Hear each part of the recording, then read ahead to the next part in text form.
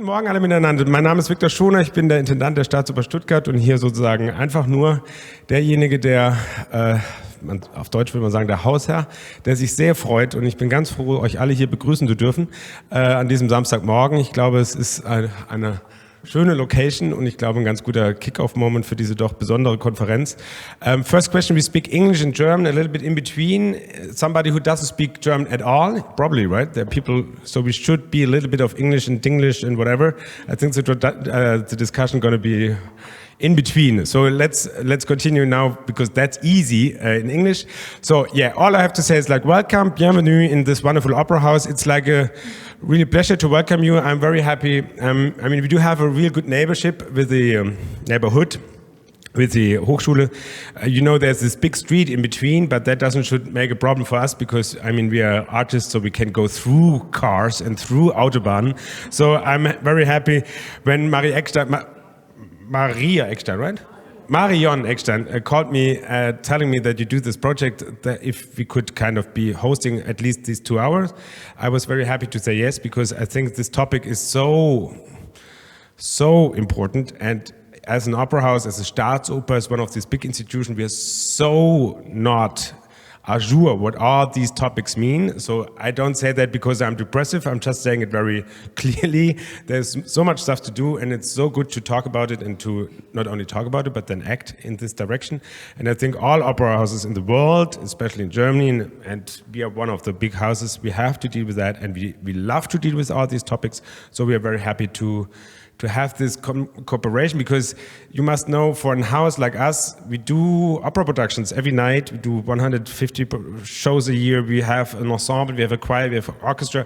And yes, we know all this is something to talk about, but hey, we don't have, I mean, we have so much stuff to do. So this is really a problem. The time management, to know that this is a point to discuss, but we don't do it because we do Rusalka tonight, and it's very complicated to do Rusalka tonight, but we are very happy. It's like it's a real, it was not planned like this, but our Rusalka tonight at 6 p.m., the opening night, is really part of these terms, of these topics, because it's a Rusalka and it's like a gender kind of interpretation of the director, and we involved like 6 drag performers, and it's really about all these questions, also about body positivity. All these questions were the last 6 weeks or 8 weeks here in the house very practical and very virulent. I mean, it's just an anecdote, but with all the drag performers, of course, you know what? There was this discussion here in the house, like for more than 100 years now. On the right-hand side, the Garderoben, you know, the Garderoben on this side are for the women, and on that side they're for the men. So we did have kind of a discussion. So what do we do now? I mean, how do we, and somehow we got out of it, but there was one day where we really had discussions, and it was really tough discussion backstage, because the Garderoben people, they didn't know how to. There was a misunderstanding. So I loved it because it really put on the table all the topics, and you know, it was like a discussion about what actually all that means and so on. But it was not in theory; it was really practical. So I loved it, and we do it tonight. You will see on stage. It's a real gender-related production. So that's all I want to say. I'm very happy. You have a really wonderful guest here. I let you introduce you, and I give the word to Marion Eckstein, because I think you're the kind of the first who gave the idea to all that. So welcome, bienvenue, and Marion Eckstein.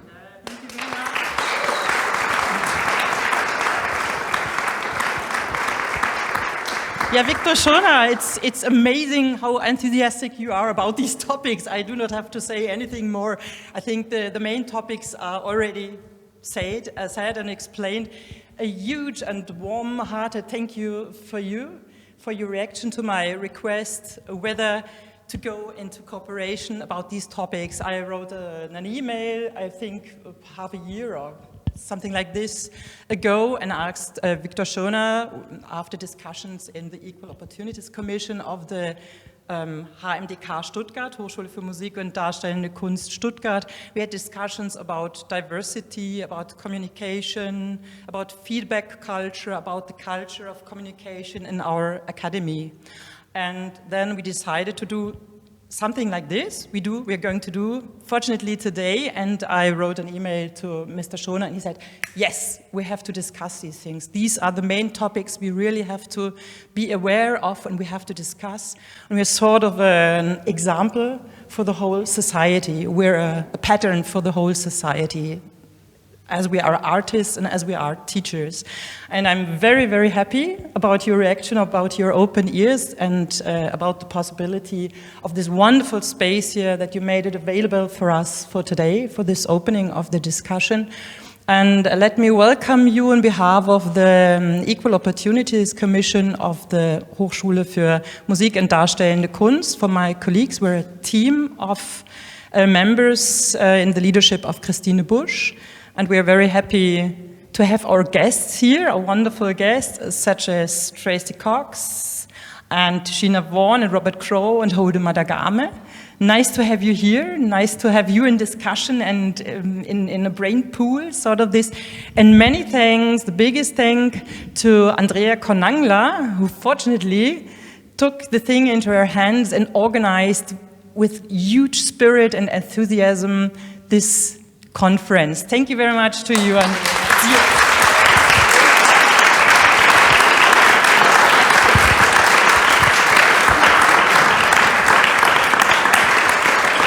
thank you, everyone.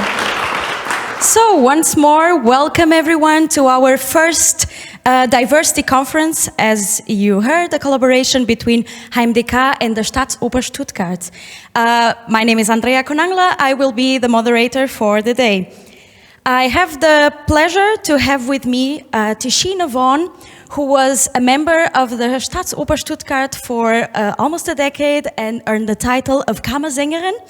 Tracy Cox, who is a singer and an outspoken fat liberation activist. We also have Holden Madagame, who is a tenor, transgender activist, and a pioneer in a rather interesting Fach transition.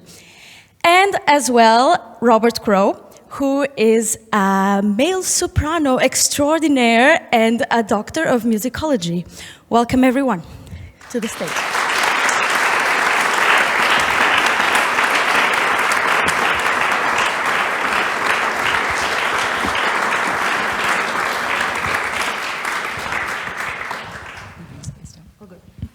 So the conversation will be divided in two parts.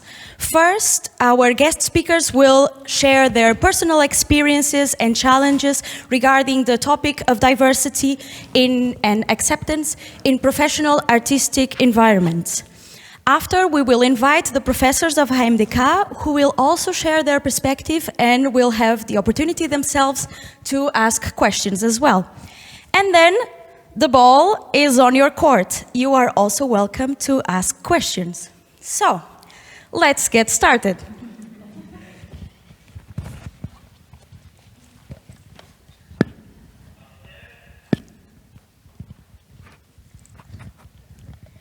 All right, we start first with Tracy. Tracy, you define yourself as a fat liberation activist. Could you please elaborate on what that means to you? Absolutely. Hello, everyone. So I'm both a singer and a fat liberation artist, activist, and what fat liberation endeavors to do is to dismantle systemic discrimination against fat people. It is, you may have heard of body positivity, which is something distinctly different than fat liberation. Body positivity began with fat liberation, but has become something else. It is about the individual healing their relationship to their body. It's about self-love and perhaps healing from body dysmorphia, whereas fat liberation is not about the individual, it is about systems in place which oppress fat people. Thank you. Why are artists being discriminated for their body size? And is the opera business in danger if it continues to follow a path of discrimination towards people with non-standard bodies? Yes, I do think that it is damaging the retention of talent in the opera industry because weight stigma and anti-fat bias is, I really believe, traumatizing artists, and artists will only put up with so much and drop out. I think it's a serious issue for us. You know, the question why are people of larger sizes being discriminated against? There is a general social agreement that fat is bad. Fat, we have this social agreement of all these connotations with fatness, that it is unattractive, unhealthy, unclean, undisciplined, lazy, etc. Unprofessional. Unprofessional, absolutely. And so that's a larger social agreement, so it also extends itself to the arts as well. Thank you. Now, Tishina, I would like to ask you, maybe we start with a controversial question immediately. Is opera a fundamentally racist music genre, or does it offer a chance to look into history from different perspectives? Hello. First of all, thank you for inviting me, and hello, everybody. So great to be here. I think, in my opinion, that opera, while it is not fundamentally racist, it did grow out of a certain ethnic national group. So in its original concept, the people who performed it were people who were, let's say, not diverse, as according to the political term diverse we use today. So Italians, you know, it was born in Italy, and so it was in an Italian circle. And as it, you know, migrated around the world, it carried this connotation of its original creators with it. And I will say that, you know, myself being an American not born into an opera literate environment, it was considered, also in my household, something outside of the Black experience. So in that way, while it was considered an art form that was not necessarily connected to, for example, the Black American experience, that didn't necessarily make it a racist experience. It made it something different outside of my world. And I think, speaking as what I see in the opera world as I've been traveling around, I think as the art form itself expands and gets more proponents that are creative in it, for example, that we're not just then, you know, relegated to the pool of, you know, not that there's anything wrong with Mozart, Bach, Wagner, but we're now getting, for example, I just did an opera in America by a jazz composer, Terence Blanchard, which speaks about things from the Black experience and is a story of a Black family written by a Black composer. So I think that in that way, we can't say that it's racist in so easily like that. And I think that it does provide the opportunity for all of us to tell our stories once all, let's say, ethnic groups, nationalities decide to use it that way. How do you feel about removing racist slurs from operas? Is this the right approach in your opinion, or do these slurs represent history and should still be sung? Well, I know that I had a very interesting experience myself personally with this, with the opera Porgy and Bess. Whereas, you know, I'm sure many people, if you like opera, you've heard Porgy and Bess. But in the original manuscript, there is, for example, the N-word. Because when Gershwin wrote the piece, he went down to South Carolina and he, you know, became acquainted with the practices there, and this word was used very generally all around. So it's written in the, if you get an original score of Porgy and Bess, you see the N-word many times in the score. However, by the time I started singing it in the late 80s, the scores that were being produced no longer had this N-word in there. And the scores that you will buy today don't have the N-word in there, which I think is a good thing because it's such a triggering situation. However, I did have the experience of singing Porgy and Bess in La Scala in Italy, in Milan, and when the reviewer wrote the review, he didn't have the advantage of having a current score. He must have had an old score, because in the review he wrote, when she said, "You N-word," it was a great moment in the opera. But I never said that word all night long. It's not even in the score. He probably had an old one. So I do think for in that case, in situations like that, you do need to remove these words that can be triggering and that can cause, you know, the how can you say, the point of the piece to be missed because of something like that. However, I think it's a case-by-case situation. There are some situations where we may not need to. For example, in Candide, there are some references that maybe either haven't been noticed or haven't been made a big fuss about. So I think it's a case-by-case thing, but we do need to be conscious of art being art and not being everyday life. Thank you. Robert, you wrote an article. Please clap. So Robert, you wrote an article about masculinity and the use of falsetto in the 19th century. For the ones that are not aware of this subject, could you please tell us a little bit about this? Is this on? Yeah. Hi. Thanks for letting me be here. It's a huge subject. I should have thought about this a bit more carefully. So most of us understand the voice as being in two parts, both male and female. So chest voice and head voice, and head voice is sometimes confused with, conflated with, or traded for falsetto. Of course, the word falsetto means false. Other words were feigned voice, voce finta. And for men, I'm just going to use the term as it generally is understood today, not as it's specifically understood in individual cases. For men, falsetto is seen as a rejection of your masculinity. And it still is, I think, although in pop music especially, it's changing. This was not always the case. It wasn't really the case until the middle of the 19th century. Before that, tenors especially, instead of using the modern way of going into a kind of high chest voice like Pavarotti with, I'm not going to get into the technical aspects, one, because I wouldn't ever be able to do it like Pavarotti does it. Tenors simply went into their falsettos, and they called it falsetto, and they didn't have a problem with it. Just as long as they did it well and that you didn't hear a click as they went from one voice to the next. And the roles were written much, much higher, up to Fs and Gs, which are now in high countertenor or mezzo-soprano range.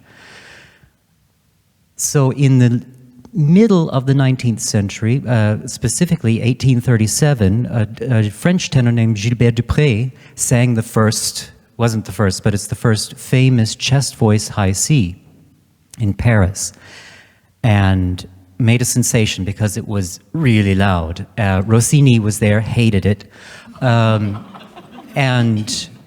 Dupré's biggest rival was a guy named Adolphe Nourry, and he was a beautiful falsetto tenor. The voice was a beautiful voice.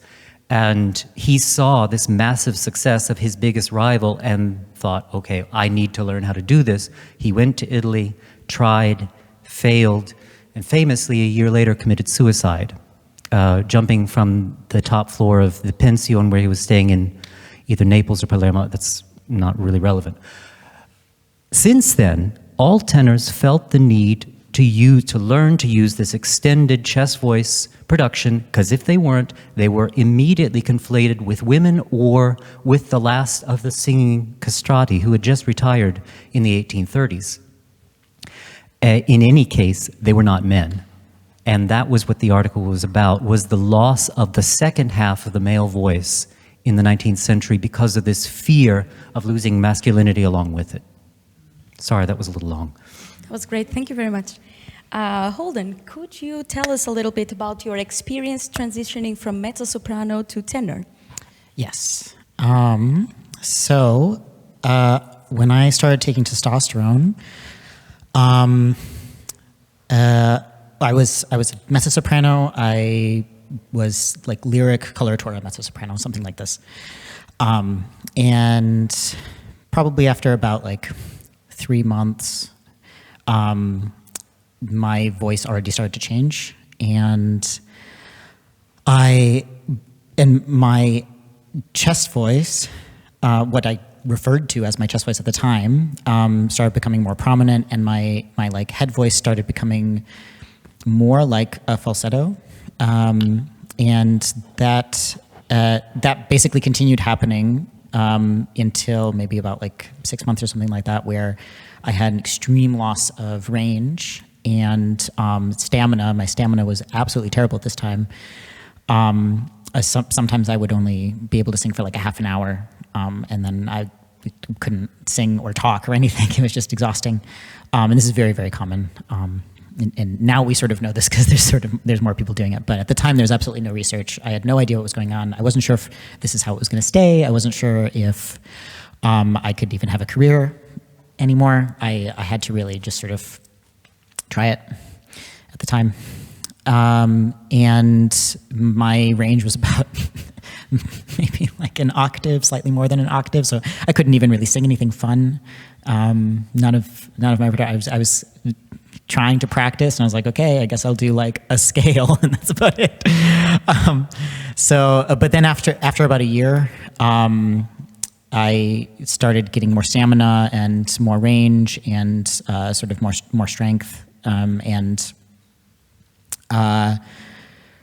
it only kept getting better. But it was partially practicing. Mostly it was patience.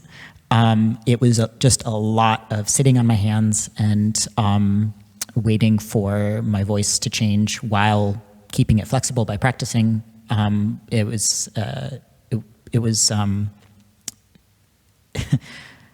vocally and emotionally and psychologically extremely difficult. And I would say after a year, it wasn't done. I would still say it's not done. It's stable now.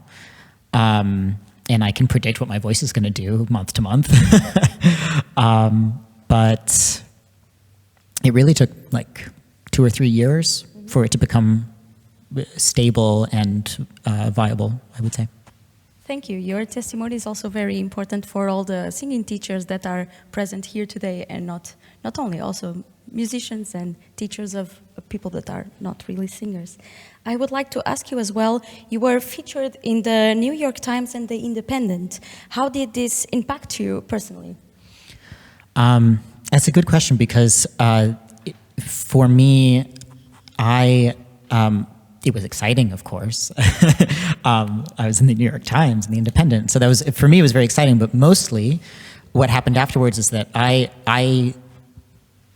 wasn't looking for that validation, but the world then saw that external validation, and people started contacting me to do discussions or workshops or gigs, and people started contacting me more because I then had that external validation, because I was in the New York Times and the Independent, which was extremely important, and it changed my interactions with people as well. I then suddenly someone be like, "Oh, I saw you in the New York Times," and I was like, "Oh, like, is this what it feels like to be famous?" It was really weird. So that also changed my interactions with just not my day-to-day interactions with like other opera singers really, but it was more like my social media interactions, and but it didn't actually change my auditions or anything like that, because people don't look at that, and people don't care. People only care if they are already looking, if they're already looking for it, if they're already engaged on these topics of like gender and transness and queerness, then that's super exciting. But otherwise, people, like I would probably say 95% of the auditions that I do, people don't know that I was written about in the New York Times, which is fine. It doesn't matter, you know. It's an audition, but it's really interesting. In the end of the day, it's about how you sing as well, in the audition. Yeah. Talking about platforms and social media, Tracy, you have over 21,000 followers in Instagram. Did you find in social media the right platform for your cause? Absolutely. I found that, I mean, people have complaints about social media, rightly so, but I have found it to be a rather egalitarian platform, in that when I was kind of bumping up against being shut out from opportunities because of my body, I was able to kind of turn to social media to first find community, find other fat people, other fat artists, and secondly, find an audience for my own art and my own talent that has been a really effective thing for me. Yeah. Great. You recently sang an opera called Fat Pig. Can you share a little bit about this experience? Absolutely. This was a world premiere that happened with Victory Hall Opera, which is in Charlottesville, Virginia, in the States, and written by Matt Bowler, a wonderful composer and singer. And it is based on the play by Neil LaBute, and it's the first opera to feature a fat woman as the romantic lead. So it's explicitly about a woman, Helen, who falls in love with a man, Tom, who is in a normative body. And it's a very heartbreaking story because they fall in love, and it's a very kind of common romantic comedy. It's very charming. And because of the pressure, the anti-fat bias that is put on Tom by his fatphobic colleagues and his ex-girlfriend, they end up breaking up because Tom cannot deal with the fat phobia that he experiences. So it was really well received and really special. It's the first time in my life that I really was in a piece that reflected, one small part of the fat experience, and that was really special. Yeah. Thank you. How do you feel about euphemisms to refer to someone's size? And how do you feel about using the word fat to describe one's body? Sure, I love this question. Like you may already kind of be feeling pushback when you hear me saying the word fat over and over again. And again, that returns to that kind of social agreement that we talked about before. We have these connotations with the word. So what fat liberationists endeavor to do is to reclaim the word as a neutral adjective, like any other identifying descriptive term. Because when we use words like voluptuous and Rubenesque and fluffy and all the other kind of silly things that we say to avoid saying the word fat, really what we're implying is that fat is bad. So we're trying to be nice, but we are still taking part in that social agreement that says that fat is bad. Thank you. Still on the topic of discrimination, I would like to ask you, Tishina, were you ever discriminated against as a singer because of your skin color? Well, I do believe that, as you know, I've had several years now in Germany, in the West first, and then I've moved to Dresden and started singing in the opera there. And the problem with discrimination, especially in a business like opera, is that because opera is a subjective business and you don't always get all the inside information on how the final decision was reached, you can never just say that. I mean, I suppose there are some cases where somebody's just, I have had colleagues who have said they just told me they didn't want a black Bohème today, or a black Mimi today. I've never had that, but I did have some situations in the East where I felt like there was no other real understandable explanation for the decision. And so you surmise then that perhaps it was but on the other hand, that is, like I say, it's a subjective business. It's my business. I get to decide how my production should look. So it's a very fine line. I would say I have felt discriminated against. I don't have any scientific wissenschaftliche proof to say that that's what happened. All right. My next question was about your experience in West and East Germany. You already went a little bit on it, but would you like to add something more? Well, it was. I mean, I would say that it was a big difference, and it was funny because some of my German friends, when I got ready to leave Stuttgart, there are these jokes you guys have to say it. It was like, God does not speak Sächsisch or stuff like that. People were saying these things to me. And I, very naively, thought, it's Germany. Oh, come on. I've been living in Germany a long time. It's Germany. Okay, there's a big difference. There is a difference.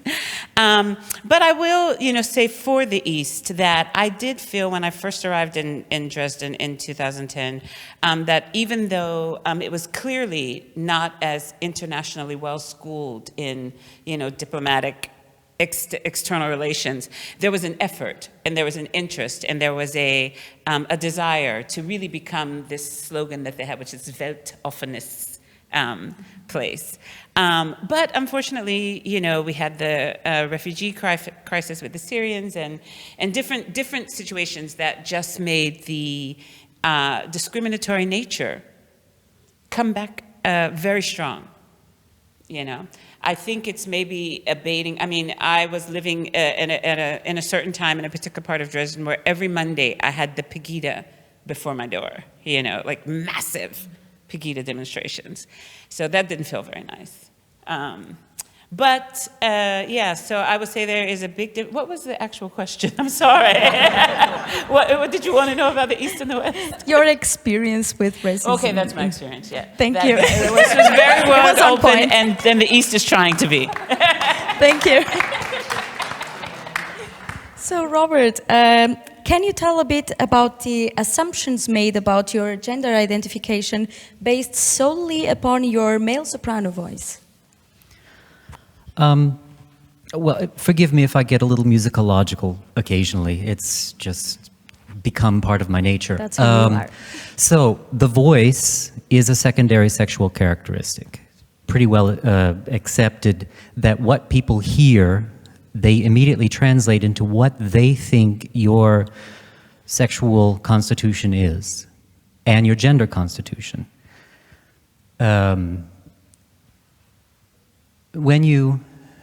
So my speaking voice has become fairly low as I've gotten older. Used to be higher, but of course my singing voice is very high, and there would be immediate assumptions, first based upon the singing voice, that I had to be this kind of person, and then once they heard me speak, there would be a bit of a cognitive dissonance, and that cognitive dissonance has expanded, which is one reason I now do concert talks, which is always a great joke. After I've sung for 20 minutes, I bet you're wondering how I actually sound. But so it's not so much that it's not the question of gendering so much as it is the question of people putting a different you on top of you that doesn't actually relate to the real you, and trying to fight through that. But that's, I think all singers have to deal with that. All public people, in the broadest sense of the word, have to deal with the conflict between their actual selves and the persona, and how much you force your real self through. And so for me, I just let them think what they want, because it doesn't change who I am. Thank you. You had the chance to play some feminine roles as well. What are the biggest difference and challenges when performing a feminine or a masculine role? And another controversial question maybe, is there a place for male sopranos outside of the Baroque repertoire? I don't find the second question controversial at all. The first question, I haven't done that many, well, feminine as in female, as in identify. I sang The Second Lady, which was lots and lots of fun, but she's an archetype, she's not a real woman. I mean, really, even the Queen of the Night, you have a hard time seeing her as a real person and not just an archetype, late 18th century archetype.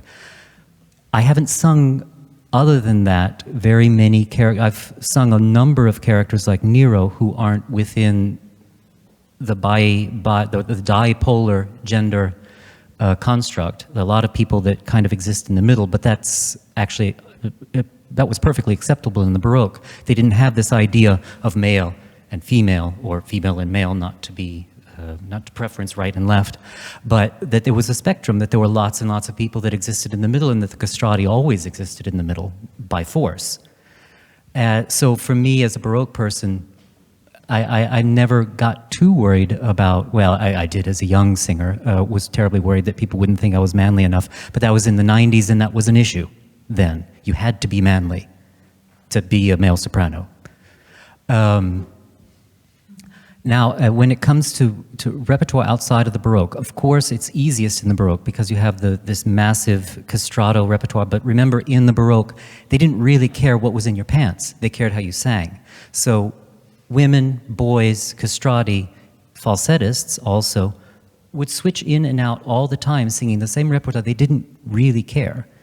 So that leaves the Baroque. So that's the Baroque. Outside of the Baroque, the vast majority of the song repertoire doesn't say mezzo-soprano, female. It doesn't say tenor, male, baritone. It just says voice, Stimme, canto. It's just for voices. And so there now comes the issue that I heard a lot in the 90s. You're never going to keep that voice because it's not legitimate. So 30 years later, I still have it. So clearly it's a legitimate voice. And if it's a legitimate voice and all the song says at the beginning is Stimme, then you can sing it. Holden, we talked already about this question and how it might be, maybe a strange question, but I will ask it anyway. Dead naming is the act of referring to a transgender or non-binary person by a name they used prior to transitioning, such as their birth name. Is there something similar regarding one's voice identity? Yeah, so we discussed this. It's a good question. Personally, I don't have something like a dead Fach or something like that.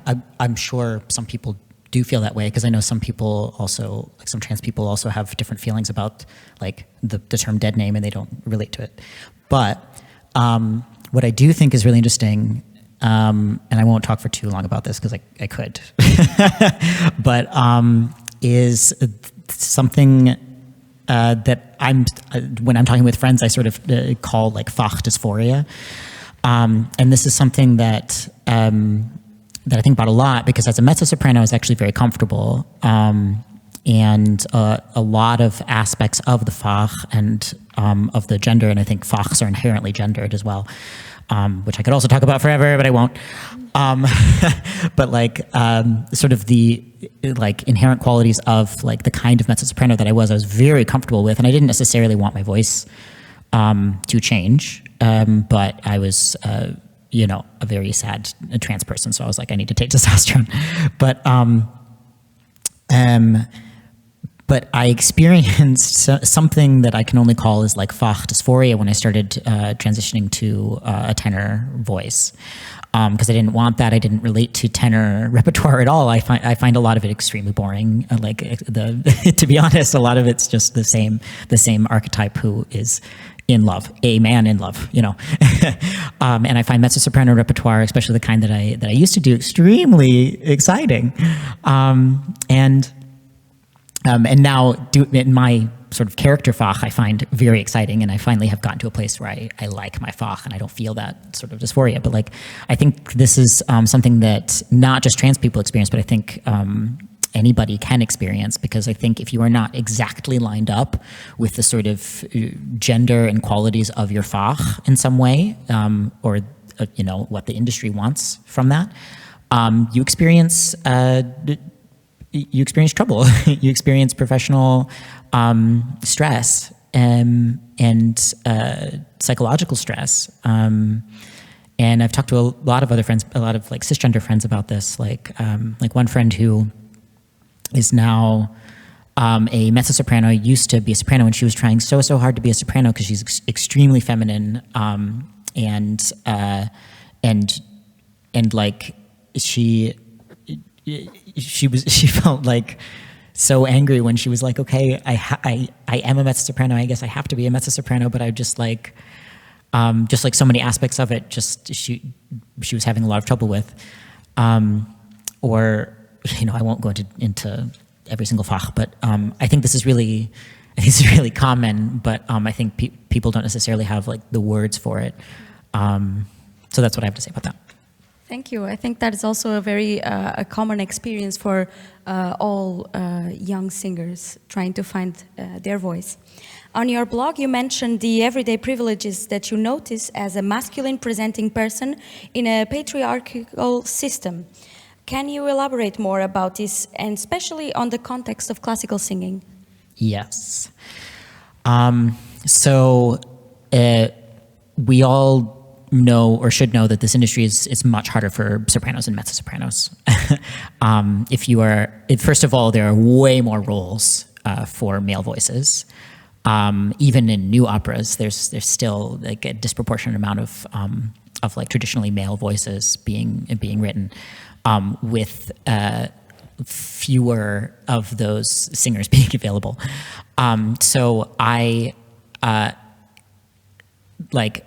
I come prepared, but I think everybody knows, I'm just going to say it, everybody knows male colleagues who come to a rehearsal process and they don't know their music, or they're kind of unprofessional, and they can get away with it. And we all have experienced that, and it's extremely frustrating, and it is a very clear sign of the privilege that I experience.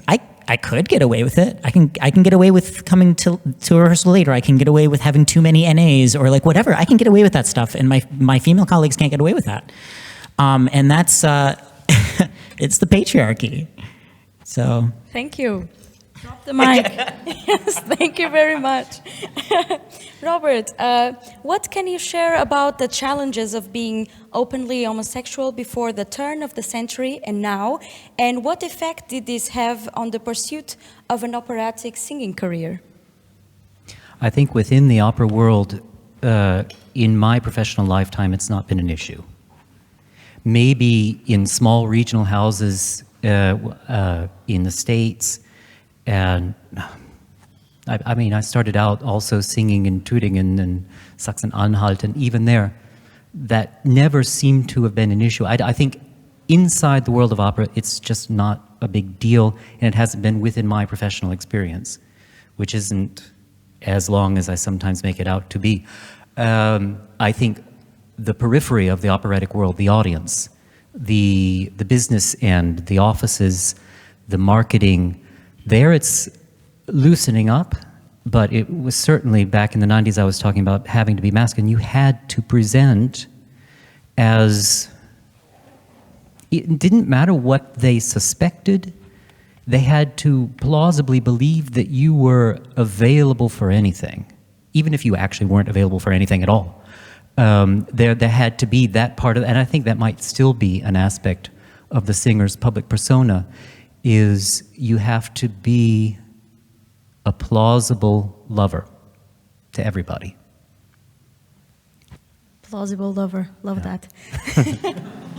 Sounds like an R&B song, doesn't it? It's plausible lover. Thank you. Rhythm and blues? The similar question for you, Tracy. Does sexual orientation play a role in the life and career of a singer? Yeah, I think in my experience, kind of returning to the discussion of the patriarchy, I think that they're kind of along the gender binary. There is a different experience for gay men than there is for gay women. We think of the arts as a haven for queer people, but as a queer woman, I don't necessarily feel safe or that it helps me in my career in any way. But yeah, that's my experience. Thank you. Now back to Holden again. Is it relevant to talk about being transgender in the context of a singing or music lesson? And what advices do you have for the teachers who want to learn more and be respectful when teaching transgender students? Also a good question. I could say that for all of your questions. Yeah, that's a good question because most of the time it's not relevant. But what is very relevant is that a teacher understands the emotional and the psychological sort of context of their trans student and some very real sort of vocal physical limitations or boundaries that trans students might have, which might be different from cisgender students. So for example, when I was like in the first couple of years, 2 or 3 years, like my stamina was really bad, like I said. And that's a really real limitation. And if a teacher doesn't know that, they might think it's a technique problem, but it's really stamina. It's stamina because you're on hormones and, you know, it's going to get better. Now we know that, but just knowing some of those basic facts it can help immensely for not just the student, but the teacher to adjust their expectations and adjust like the actual sort of flow of a lesson and the kind of repertoire that they choose and all of this stuff. But it's sort of from as far as like pedagogically, like how they then teach it, it should be basically the same otherwise. It's just really about limitations and boundaries and emotional, psychological context, because it's a voice and you deal with the voice that you have and you understand what the limitations of the voice are and some technique things. And then you improve it. That's what you do.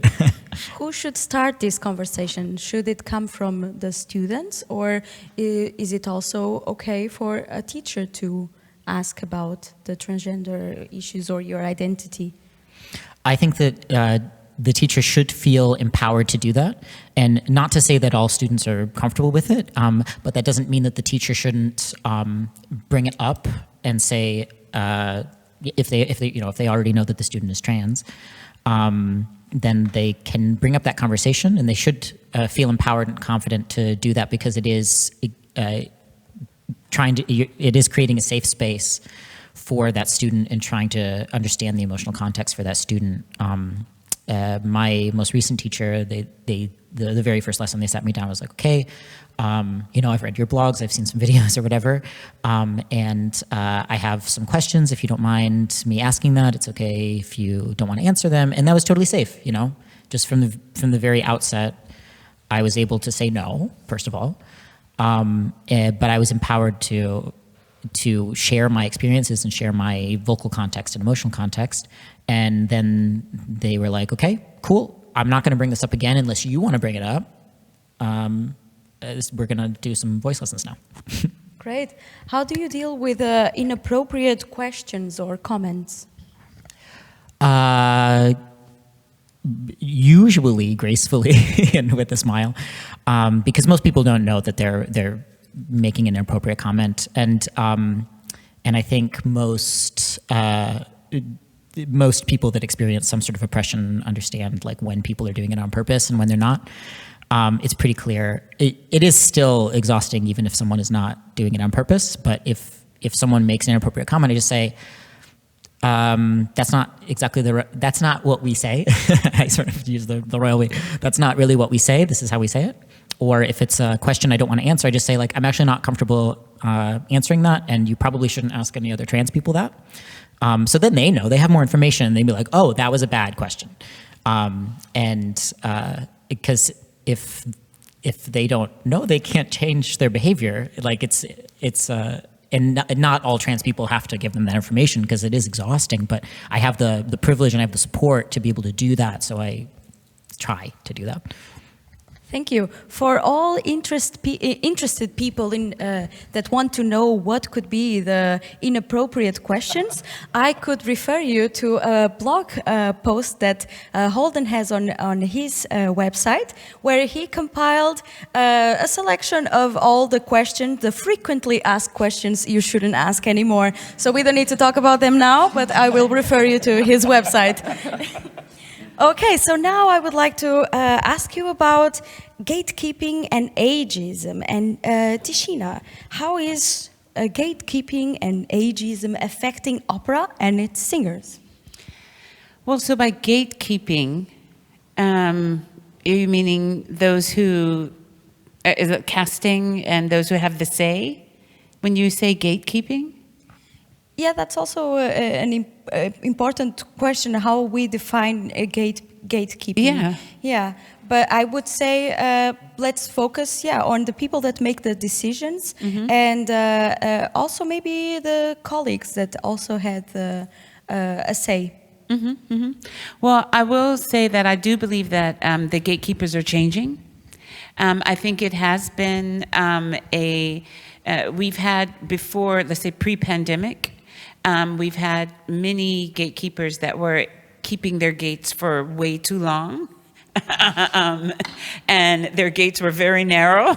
And, you know, we weren't getting, I feel like we were getting a lot of the same great things, but not any of the other great things that we could have had access to had the gatekeepers been a little bit more open and more human. And I feel like all across, well, the upper world, I can only speak for the upper world, gatekeepers are changing.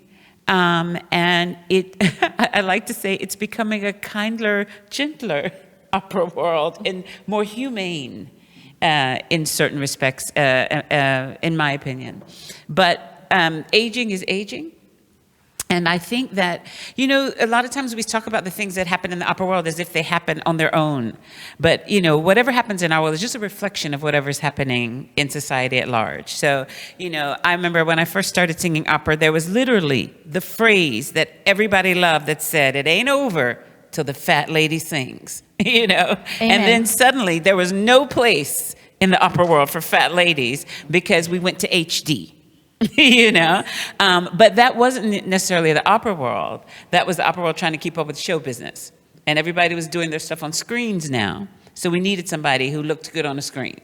And it was decided, I guess, with this agreement that you speak about, that fat people didn't look good on screen. So the fat lady wasn't singing anymore. So it was over. No, I'm kidding. But I mean, you know, so we've gone from that to, and now when we speak about ageism, you know, it is a fact. I remember also when I was a youngster, having like a CEO of anything that was 40 or younger was not a thing. You had to be gray-haired at least to be a CEO, you know. But I say, 1999, 2000, suddenly we had, 39-year-old CEOs, you know. And youth became a factor in everything in the world, selling everything from butter to opera. You know, they want to do it with young people. So, and I think we're balancing that out in a way, because while we speak about, people being discriminated against because of their age, but also that's changing because you have senior citizens working at McDonald's now. You know, whereas, that used to be, what senior citizen would work at McDonald's 15 years ago? You know, everybody would laugh at him and go, that poor old guy. But now they're making careers and paying for their extra vacations by working at McDonald's. So, and additionally, I want to say that I heard somewhere that 50 was the new 30. So, so as far as that all goes, I will say I'm an optimistic, positive set person. I believe it has been bad and it's getting better. Thank you. I would like to ask you also about the opportunities you still have as a singer while aging, and if you feel that this experience would be different if you weren't a mezzo-soprano. Very much so. Very much so. I feel like I'm very fortunate. I'm very blessed in my Fach because, everybody has a mom. You can sing moms. Everybody, you can be a young mom, middle mom, old mom. But mezzos get to sing a lot of moms. Sometimes they're royal moms. But I mean, So, I do know a lot of my soprano colleagues. For example, that if they started out, for example, as a beautiful, amazing Pamina, they can't very well age into a Pamina. They either have to their voice has to heft up and they become, a more dramatic thing, or they run out of opportunities. So I do feel like the dramatic mezzo-soprano is a fortunate Fach in that, she can just sing herself right on over into the grave if she likes, because, you can always be a mom, You can always be a mom. And I mean, and what's wrong with being Clytemnestra, I mean, why don't you sing Clytemnestra and kip over to who wouldn't love that, So I do feel that's fortunate. And I know that, and the guys, I mean, we just had, Domingo, he went from being a tenor to, to Nabucco, So I think that in this way, those roles, those voices are blessed, because that should not be, though. I do not want, I'm sorry, to hear a tenor being Nabucco. I don't care if he was the world's greatest tenor. I don't think that really goes. And I think that if you don't have a Fach, like the lower Fachs, are more blessed as far as aging and being able to continue in the professional career. All right, now I have a question for everyone that it is supposed to be a very open question. What is, in your opinion, the path for democratizing opera? Any of you is free to answer.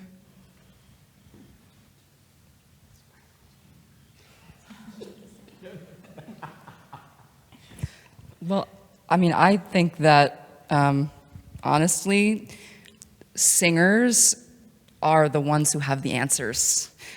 Singers know how to improve this field because we are the ones experiencing the hardships of this field. So I think the more that we can hold space like this for singers to be able to contribute ideas to how we make it better, the faster things will change.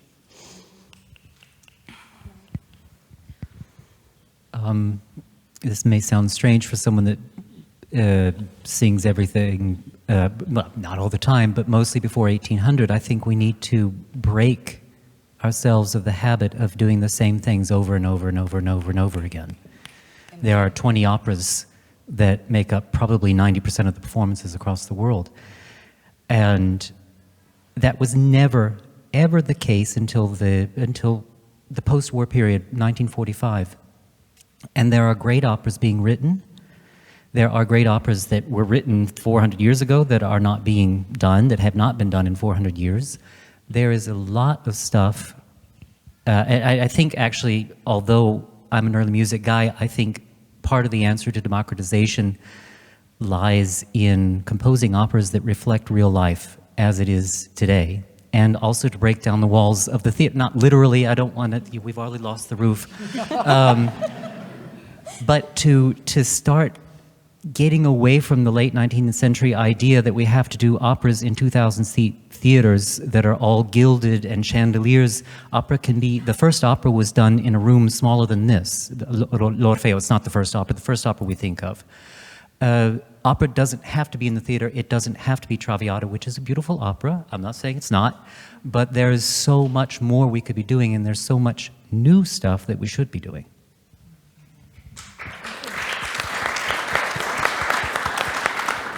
Thank you.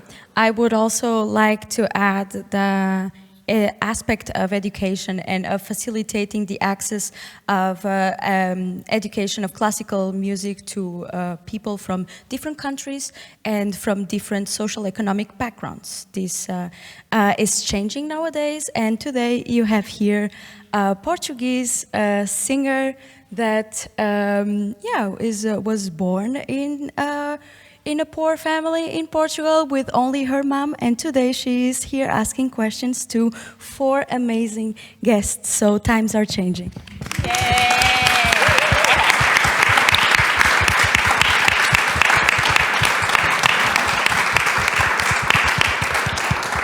All right, so now we go to the pieces of advice. Holden, what advice can you share with young transgender singers or musicians that are going now through similar experiences as you have been?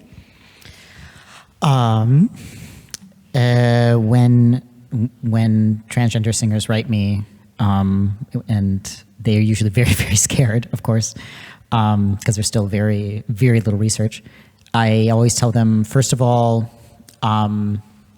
make sure that you are happy. Make sure you are making choices that make you happy, first of all. Singing makes them happy. Make sure that singing isn't the only thing.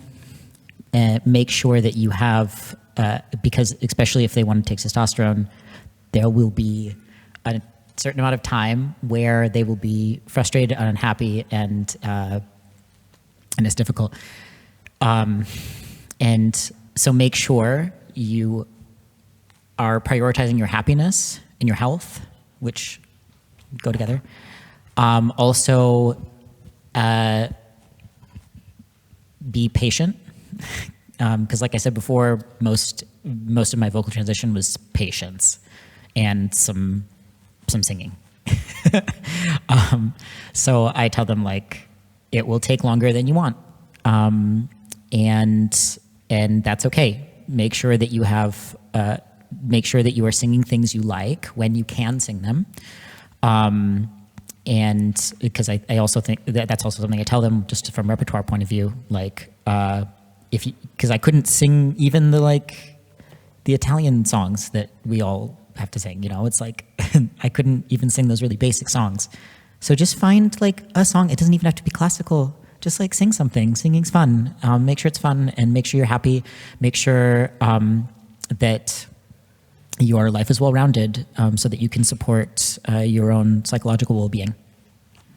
Thank you. What is your biggest desire as a singer and a trans activist? My biggest desire as a singer and trans activist is that I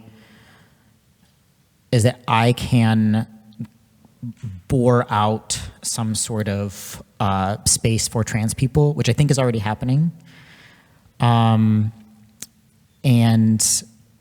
also to challenge this industry and challenge the system that we're in and challenge the highly patriarchal aspects of this industry, which of course in turn helps trans people, but it helps everybody, it helps everybody. It's like with accessibility, it's like you build a ramp and it's not just for people with wheelchairs, it's for baby strollers, it's for people who want to ride their bike up to somewhere, you know what I mean? It's for everybody. And challenging the system is not just for me, it's for all of us, regardless of our levels of privilege or whatever. Thank you. Tishina, what advice do you have for young singers that see you as a role model? Well, one piece of advice I think is very important in this business is to just keep going. I think so often I remember, getting started, there were so many times when the challenge just seemed so great that I thought, forget it. I'm going to sell perfume. But, and especially having, such a long career now, I think about if I had actually stopped at those times or went and did something else, what I would have missed, and I wouldn't have gotten to see. And even like Holden said, even about, not just transitioning that way, just growing up takes a long time. It takes more time than you think, and especially becoming an opera singer, it takes more time than you think. So my advice would be to continue with the patience theme and keep going. Thank you. Robert, any piece of advice for the new generation of male sopranos? I did think about this one a lot. Threefold. First, make sure you really have a good technique, because the young male soprano voice can sound effortless, but what you're doing at this level is catastrophic. So make sure your technique is really good, because the voice is tricky and fragile and you can lose it very quickly. The second is, don't let yourself get tricked or talked into being special, because being special becomes a little box that you get trapped in and you can't do anything outside of it. And you make excuses for yourself, everyone else makes excuses and puts limits on you. So don't be special in that sense. Thank you. And the third is be in control of your own career, and that's for all singers. Don't think that you win a big competition at 23, you get an agent, it's going to work, and you don't have to do anything more except just answer phones and learn your roles. You have to be in charge of your own career, or it will disappear. Thank you. Tracy, what is your biggest desire as a singer and fat liberation activist? Well, I really want for everyone, every artist, to feel empowered in their body. I feel that this field often takes that away from us, makes us feel that we have to change our bodies. So more than anything else, I want singers to understand that their bodies are perfect and good and righteous, and it is crucial to the success of this art form. I really believe that we are losing generations of talent because certain bodies are being excluded, and I think that it's on us to take that issue seriously. Yeah. Thank you. Yeah.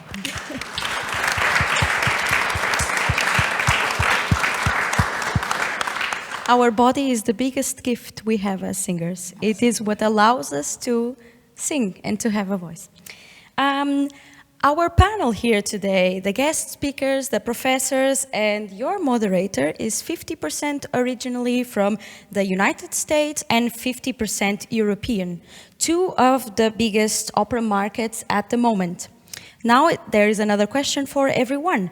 How do you perceive the conversation about diversity on both ends of the Atlantic? Who wants to start?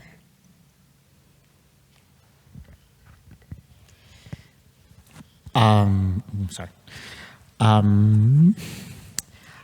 I think we all know that America is full of injustices, and it's a catastrophe a lot of the time. But what we do really well is we talk. We talk about a lot of stuff, and the academic discussions that are happening around these topics is extensive, and I think we do that extremely well. More broadly, culturally, we have some problems, but even sort of the lay person, whatever, has some contact with these topics and talks about them. And at least here in Germany, I can't speak for the rest of Europe, but like in Germany, I have the feeling that although there's a lot more security and there are better laws for a lot of things, people are extremely afraid to talk about these issues. I think mostly because they don't want to get it wrong, but it needs to be talked about, and everyone needs to make mistakes as well. Like we need to make mistakes to be able to grow and to be able to understand these issues. And that's the biggest difference that I see, is that Americans just talk about stuff and make lots of mistakes, and Germans have better laws but don't talk about any of it. Thank you. Anyone else wants to pitch in? I'd love to. I hope I don't offend anybody by saying this, but I have never worked in Germany, essentially because I did an audition tour at the beginning of my career here and experienced so much direct fat phobia that it has kept me from ever coming back and trying again. Kind of house after house, I would sing for them, and this is a direct quote from a theater that I won't name, but the head of the theater, after I had sung on the stage, pulled me aside and said, "We are obsessed with your talent, you're a superstar, but you're just too fat for the German public." And this was, my weight has always fluctuated, so I was perhaps even 100 pounds heavier than I am now. But he literally said to me, call us if anything changes. So I have managed to build a career in the States. Not that the States has plenty of anti-fat bias of its own. But that's real, and that sucks, because I love Germany. I would love to sing here, but. On this topic, I would like to quote some of the quotes you can find on the poster that advertised this conference. And all of these quotes were collected from students from HMDK and mostly singers. So, deine Brüste sitzen zu tief. Your boobs are sitting too low. Sie müssen abnehmen, sonst machen sie keine Karriere. This is a classic. Nächstes Mal sollten wir Unterricht im Bett haben. Okay, that's also obviously incorrect. But still about the weight, there is one very special one. Ich würde schon eine schwarze Butterfly besetzen, aber nie eine dicke Mimi. I would cast a black butterfly, but I would never cast a fat Mimi. So this is the origin of our meeting here today. Thank you very much for sharing your experience. Tishina, would you like to add something more to the difference between US and Europe? So the difference between the diversity discussion. Exactly. Yeah. I actually think on some level they're different discussions, because diversity in the States, I mean, I've also had this. I remember one of my early auditions in New York, you know, having singing for a big opera house there and having the general manager come from behind the table and tell me how much he loved my voice, but could I lose 25 pounds for him before he cast me, you know, in the next thing.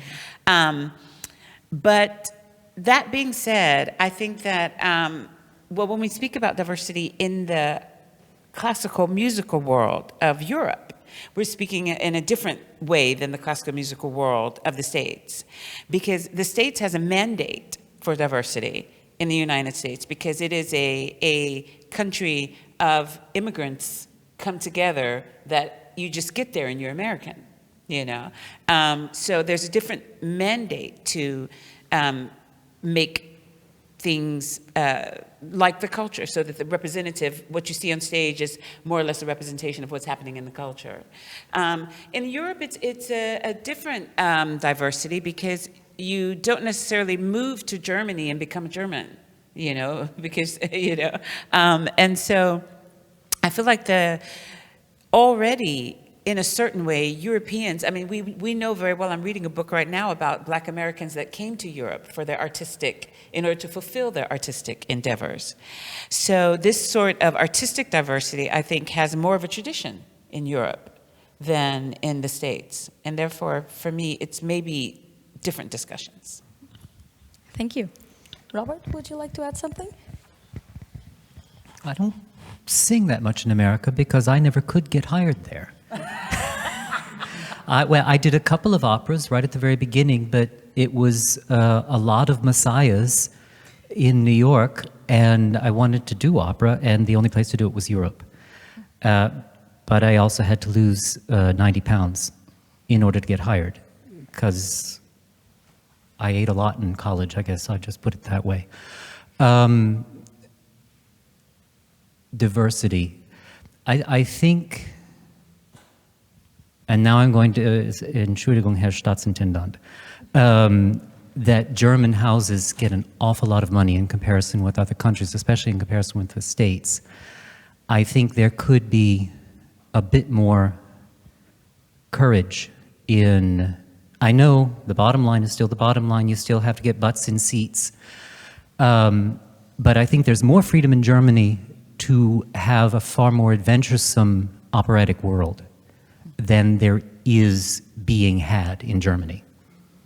Yeah, I agree. Thank Sorry. you.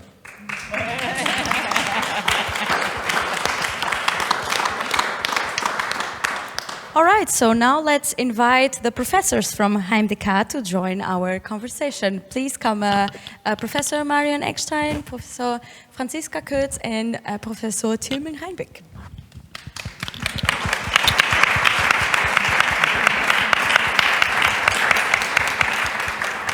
So now we will have to share our microphones. I would like first to ask a question to Marion. And from now on, we will do it in English and German as well. So, ich frage das jetzt auf Deutsch. Marion, was sind die größten Herausforderungen bei der Arbeit als Gleichstellungsbeauftragte? Oh, well, you know, I'm going to switch in between German, English, and Denglish maybe. I'm not too long working at the HMDK at the Hochschule für Musik und Darstellende Kunst in Stuttgart for about 5 semesters right now. It was a wonderful beginning, and very early in my days at the academy I started working in the Equal Opportunities Commission. I was asked to, and had to get, to know what the work is about, and there were many different things. There was a family room to be installed, which we managed to do. And then I got to know that in this academy where we have about 800 to 900 roundabout students, 315 teachers and 40 people in the staff. We have people there from all over the world, from social, cultural, diverse, surroundings, and they meet in this melting pot in the academy. And I mean, maybe you can see it as a problem or as a big, huge chance. This encounter of many people with lots of chances to discuss, not to see the problems of these encounters, but to see the chances of these encounters. And this is, I think this is a really big chance. Taking the potential of this context and this transition to art. You asked me about the main issues of the commission. I mean, there are several things: installing a family room, and I had some very special situations of mediation in between teachers and students. There were some transgender issues, and I mean, it's very special. I mean, even if we are professionals in this Equal Opportunities Commission, we're not really professional and really well trained for these jobs, and we have to learn. And maybe we people in this commission have to model this issue of learning in communication, in empathy, in sensibility, and what are the main issues about communication, what you very well described, Holden, how to treat people, how to respect their background and their personality and their personal problems and their potential. And I think this is a rich field to work in.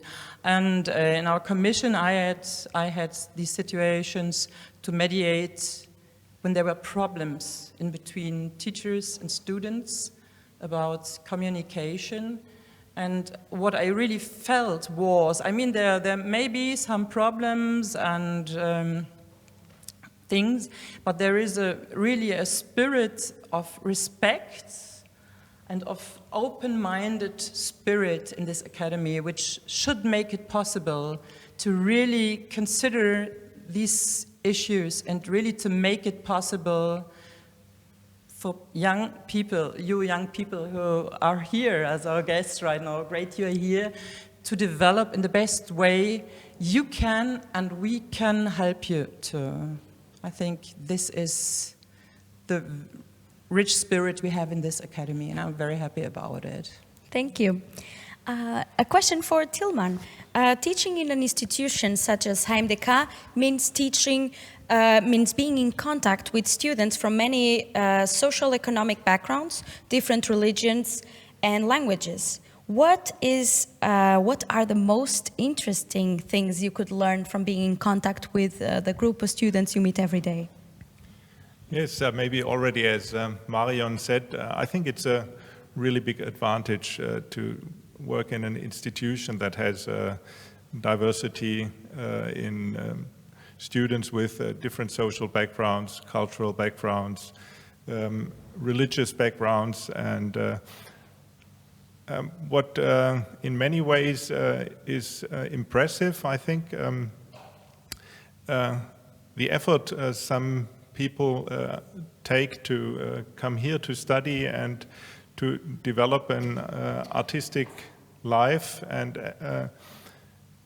at the same time being able to overcome the problems to come here and to manage to organize their life, and at the same time have an energy to really put into an artistic life. This is something which is very nice to share and very nice to support these people on their way to an artistic career or to a pedagogic career in my field, the guitar.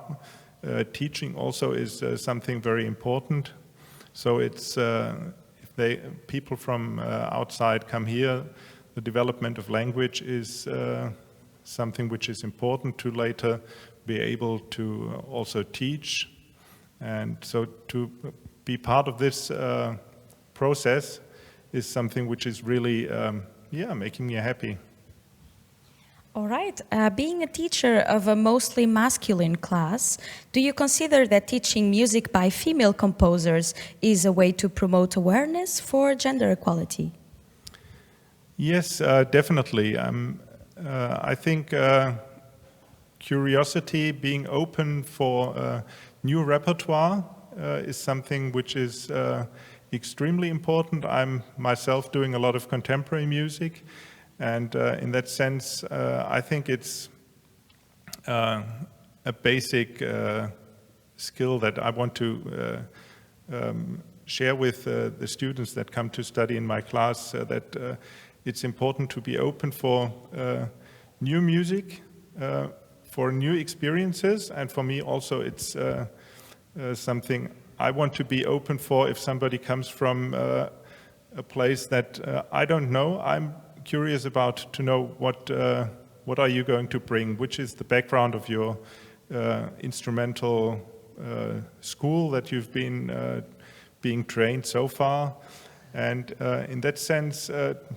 being open for new repertoire includes, of course, looking for repertoire written by female composers, composers of whatsoever cultural or gender background, and also to encourage the students to get in touch with composers from HMDK, to work with them and to kind of, open up their mind and be ready to discover things that might influence their future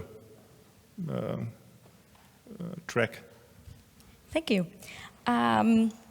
Frau Kötz, ich wollte Ihnen noch fragen, denken Sie, dass der Schauspielabteilung divers ist, und was sind die größten Herausforderungen in Bezug auf Diversität in Ihrer Abteilung? Ich möchte mich als erstes eben entschuldigen, dass ich nicht so gut Englisch spreche, dass ich auf Englisch antworten kann. Ich tue es auf Deutsch, weil ich möchte versuchen, genau zu sein, und das kann ich im Englischen nicht. Also ich würde nicht sagen, dass wir wirklich schon divers sind.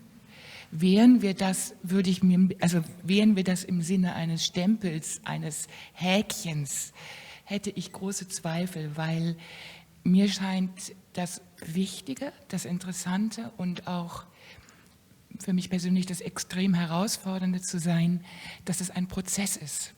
Und mir scheint die Prozesshaftigkeit sehr wichtig bezüglich dessen, dass man einfach voneinander lernt. Wenn ich jetzt beobachte, ich bin relativ lange schon an der Schauspielschule, für mein Gefühl, so lange war ich vorher an keinem Theater, nämlich 15 Jahre, dann habe ich angefangen als Studiengangsleiterin und habe die Erfahrung gemacht von einem Staatstheater, ich nenne da keine weiteren Details, da wurde mir gesagt von einem Chefdramaturgen, und es ging um die Vermittlung einer jungen Person of Color, einer Absolventin von uns, wirklich hochbegabt.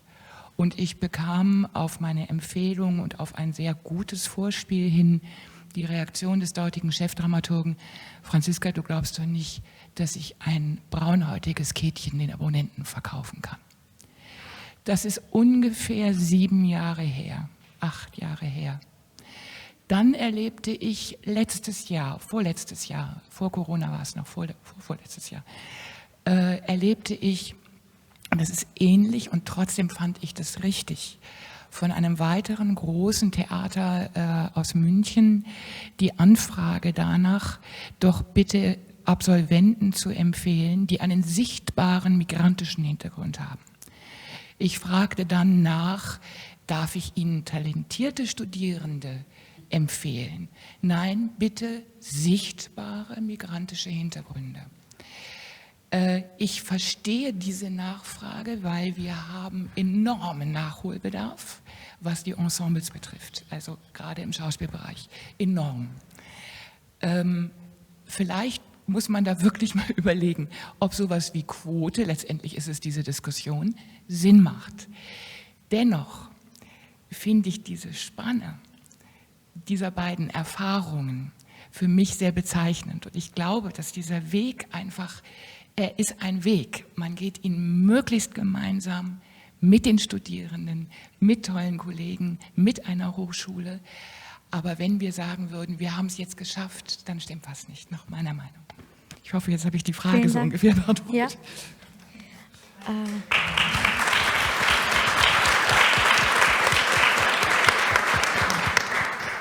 So now I would like to invite the professors of HMDK to ask questions as well.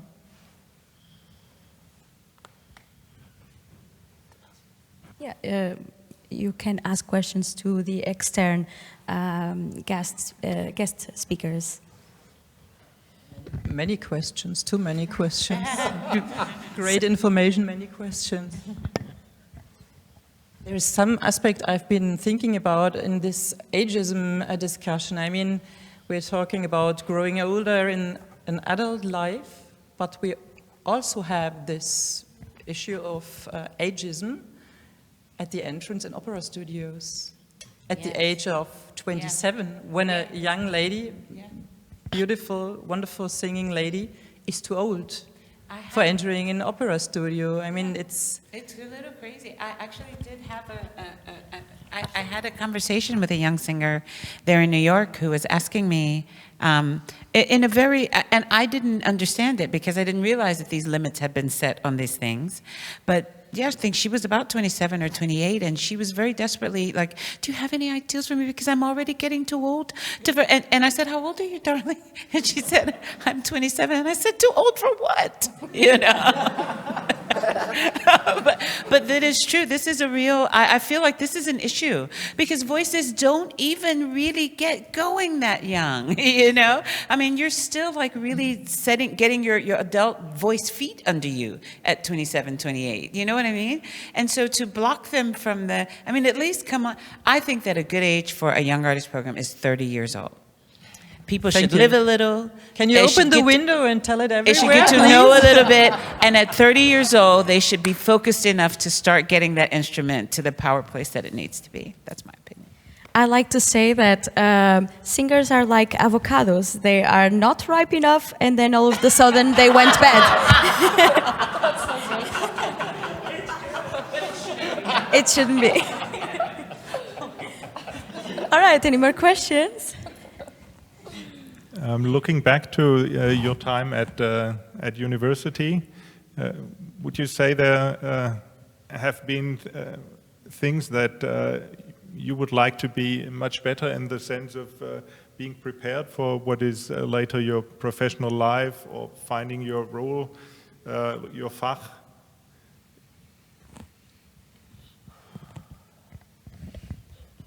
Well, I studied in the States, but while I felt pretty prepared as far as how to learn a piece of music, how to, you know, I didn't know what I should be singing.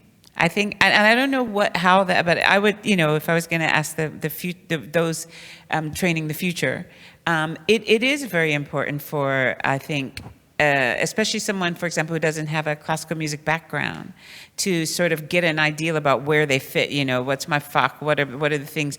So, for example, when I was a 25-year-old singer and people would say, what role do you want to grow up and sing? I didn't even know enough of them to know, you know. Too many opportunities. Yeah, there's just too many out there and not to know which one really fits you, you know. I think that would be helpful. And then also that next step, I mean, because there's got to be something else too besides just finishing university and getting into a young artist program. I mean, we need to create, I feel like, more opportunities besides just these one or two paths for our future. Yeah, I would like university to do that. Personally, on a totally different note, it would be really useful. I also went to school in the States, but like I would have really loved like a grant writing course so that I would know how to write a grant and get money for my own project so that I can create something new. And also like having a course on creating new opera or like creating a new project, something like that, because that's not something I learned. I just learned the classical legacy stuff. And and not how to collaborate on something new. I mean, we had drama courses, but it's very divorced. So grant writing and creating new pieces. I've studied in both Germany and the States, sort of a professional student. I don't mean in the positive sense, I just collect letters after my name. But something I've noticed, certainly back when I was in school in the late 80s and the 90s, but I've noticed it again in Germany, is that there are some, and this speaks directly to Holden's point about his is specifically grant writing, but I mean career management in general, to have at least a year, if not 2 years, of learning how to market, how to manage, with a strong tech component so that you know how to create your own online career. Because the structures that were in place in the early 90s when I started out simply aren't there anymore. Or if they're there, they're only available to really the most elite of the elite. And no student is there yet. They need to learn how to run their own lives and every aspect of it. And I think that that's a tough thing, but I think the schools need to learn how to integrate that. I have a question for you, the audience, as there are many students here, fortunately today. I mean, what we teachers really need, we really need communication with all of you. We need to have feedback of you. I mean, we try to do our very best in teaching, educating, but I mean, these issues you were talking about, may I ask a student about his very private and very personal things, or do I have to be respectful and with distance? Sometimes it's difficult for us teachers, and I would really like to invite you, the students, to get into contact and to get into communication with all of us, with the teachers at the academy. And we too have to learn about these issues, about communication, about the things you need, you want to have, and you want to get from us. I really warm-heartedly invite you to do this. Okay, I think we should open the questions to the public, and I would like to encourage you to be brave and to ask the questions you really want to ask, not only the students that are here present, but as well the teachers. And I know many of you, and I know that you have questions, and here is the moment. It is a very special opportunity for everyone to ask the questions that I can see the light bulbs in your floating above your heads. So, shall we open the public questions? Let's go. Who is? Let's go. Let's go. No.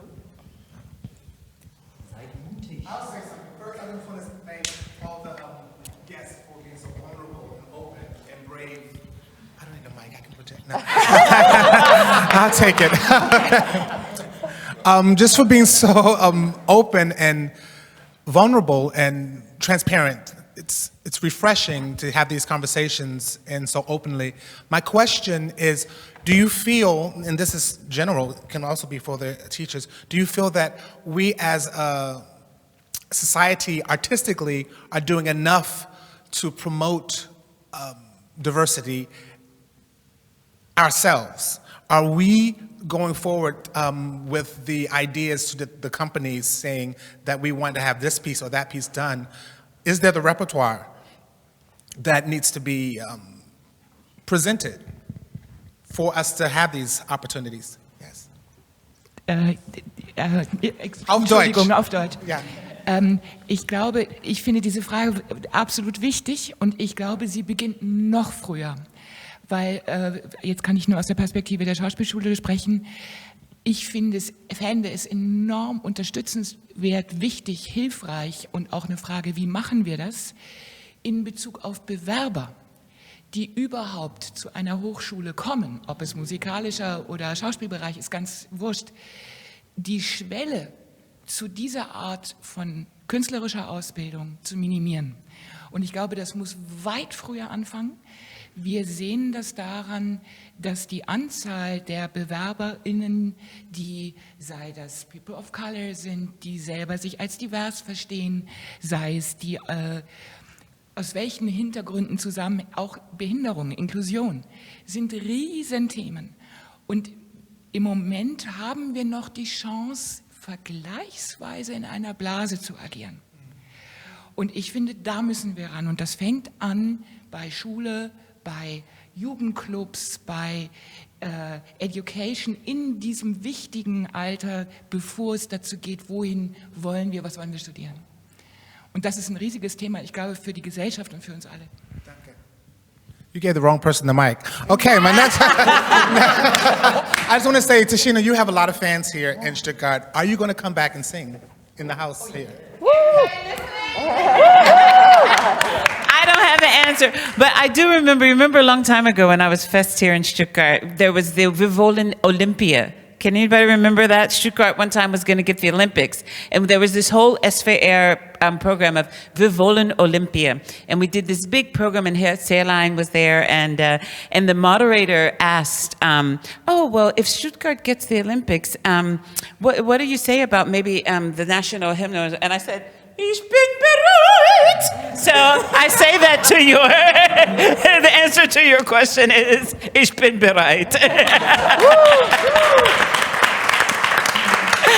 But thank you for that, David. But what I wanted to say to your point about the preparation, I just wanted to give a little anecdote, I guess, or a little story, a factual story about such things, because we are having this about, diversity, and is there enough diversity, and is there enough opportunity for diversity, and how is the way that we challenge it, that we, make it better. And I just want to tell this story about a very dear friend of mine who, when I was in the, I started out in New York in the Metropolitan Opera Young Artist Program, and there was a pianist there by the name of Kamal Khan. And Kamal, we were both in our 20s and we were just getting started, but he loved singers, he loved voice, and he was a pianist and he trained singers. And I want to say that about 15 years ago or so, Kamal Khan went to South Africa and started training South African singers of color in the correct classical way.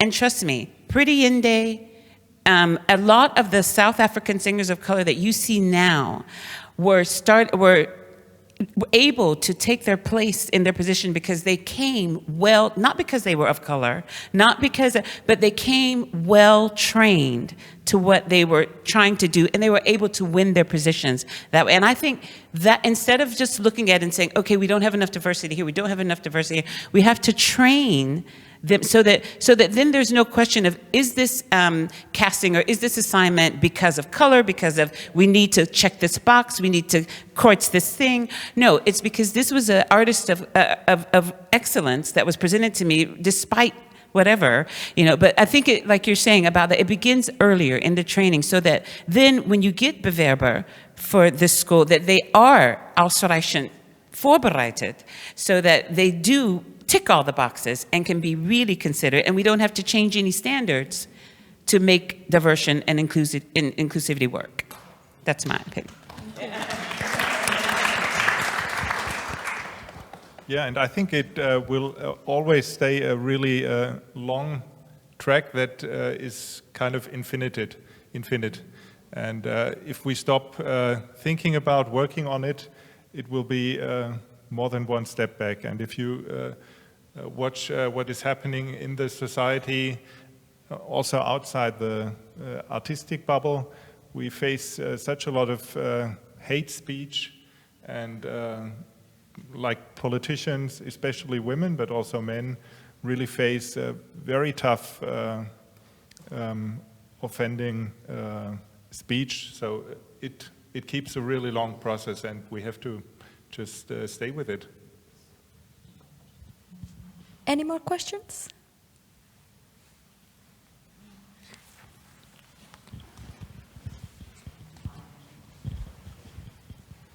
Hello, thank you very much for this wonderful and inspiring discussion this morning. I would like to follow the point of the lady on the right from the Actors Academy, Frau Kurz. Franziska, when you talked about the Bewerber situation, okay, my personal situation is the following. I would describe myself as a disabled feminist activist. I was a disability, what you call it, a disability officer for my organization, and professionally I'm a careers counselor. And I've been a careers counselor now for over 30 years, and I cannot remember one single person with a disability who wanted to go on stage. So we're speaking the same language. And we are members of the Friends of the Musik Hochschule, and I've lived in Stuttgart for over 30 years. We visit a lot of performances here, and I would like to see someone like Thomas Quasthoff on the stage.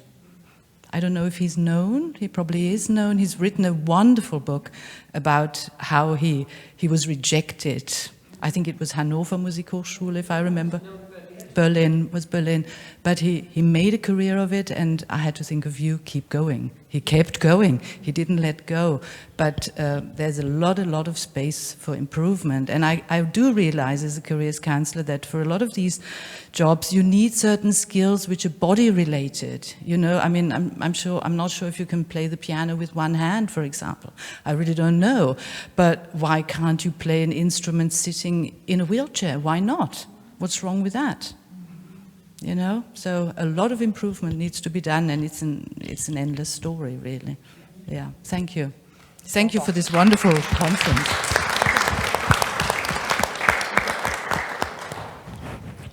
I have a very practical question. As I'm a voice teacher, and at the moment Andrea's teacher, many times there are applicants coming and asking me, what do you think about my voice? And I want to become an opera singer. Do you think I have a chance? So if there is a person who is fat or people of color, so do I have to talk about it? What I normally try to do, I try to get in contact and to see what is the mental background. Do they know that there might be problems because of these issues? Or should I just go over it and say, just try and do the entrance exam and you will see? So this is a very important question for me.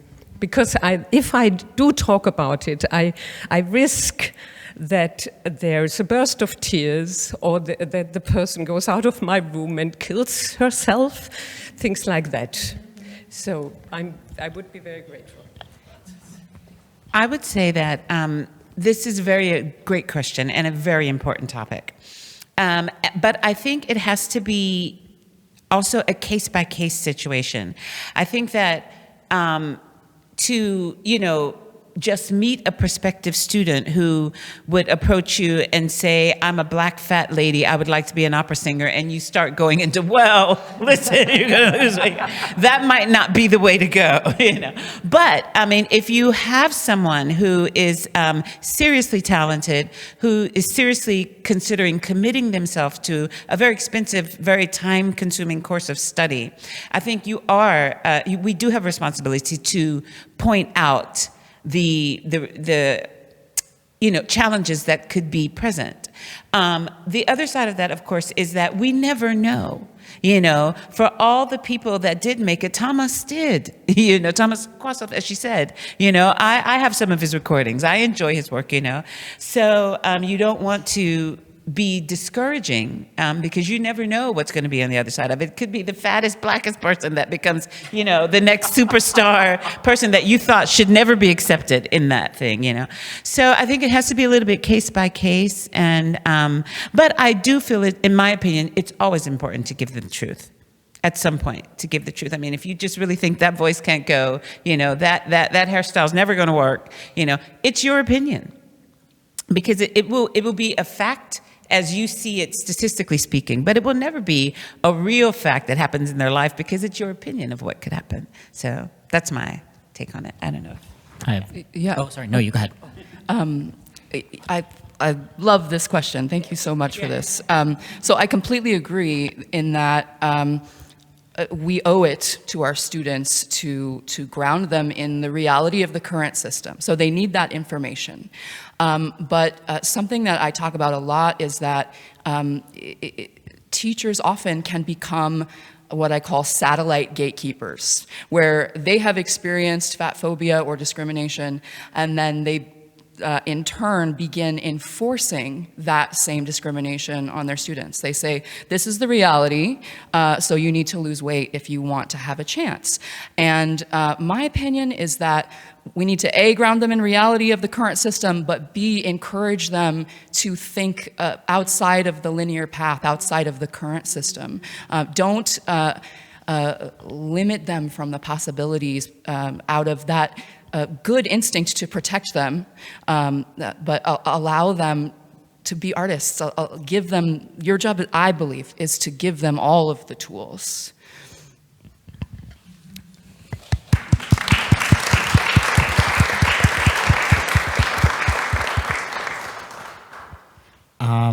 That's part of what I wanted to say, so thank you. The danger of bringing up those topics is gatekeeping. If you want to have those discussions with your students, and I think you should, you need to make sure that you are committed to understanding these problems and also recognizing that this is something they live every day. Like, they know they have this stuff. Yeah, thank you. I was like, what do I want to call it? They know they have challenges. They're not, like, depending on whatever it is, they've had it all their lives, or like they're aware. So making sure that you understand those topics as well, and you don't have to know them immediately. You can have a conversation with them about it as well, and you can learn from them. And I think that could be really not only useful for you as a teacher, but also extremely validating for them, for someone to just like recognize, like, yes, this is something that exists and something that I have a challenge, that I have there's a challenge that I have in the industry. And how do we then get success out of that, whatever success looks like, because that's not one thing, but like, that's what I wanted to say. Thank you very much. So it's really good to hear that, because we teachers, we are not prepared. We learn this by doing, by the challenge that arises. I have another question. What can an institution or teachers, what can we do to prepare, to make our students strong, to empower them to react to discrimination, to Me Too, to all these kind of things that they might encounter? Because for many young students, it's still kind of, well, this opera field, yes, oh, and have you heard that? But to really talk about it and to know, how do I react if somebody tells me, will you come to my room and we will have a discussion under 4 eyes, and you might know what it means. So what can an institution do?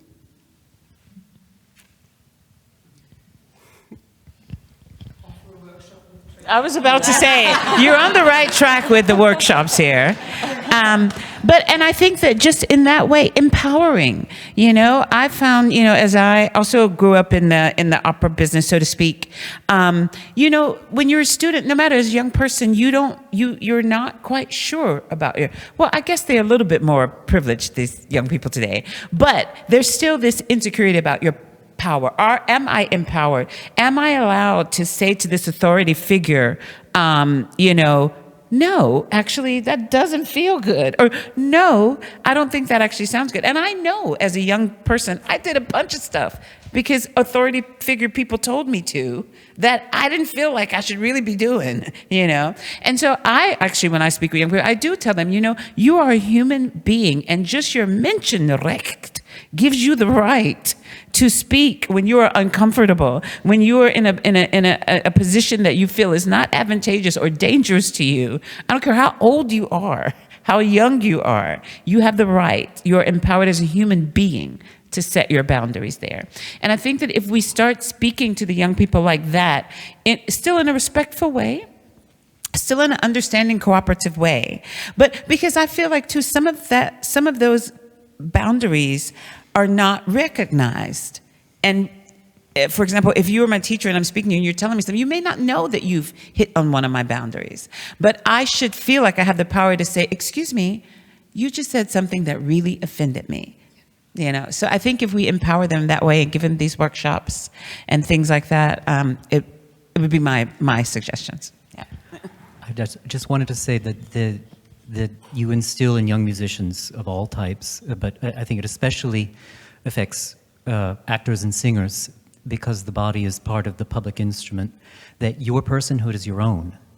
And no one has the right to tell you, to get this job, you have to take your pants off on stage. And yours is yours, and no one can tell you that in order to be in this commercially advantageous position, you have to reveal everything that is yours. Yeah, and I do think it's very important for us to acknowledge in this art form, it comes out of an oral tradition. It comes out of a master-student dynamic, which just inherently creates a power imbalance. So I think as teachers, our duty is to make sure, just as you said, that students feel empowered to communicate their boundaries. Thank you. More questions? Ooh, there we go.